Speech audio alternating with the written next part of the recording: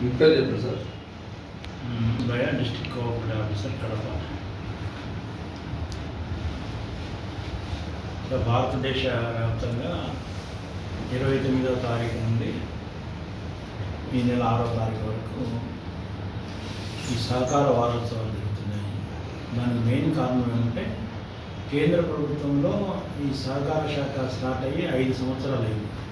దీనికంతా మన గౌరవనీయులు పెద్దలు శ్రీ అమిత్ షా గారు ఈ శాఖకు మంత్రివర్యులు కేంద్రం.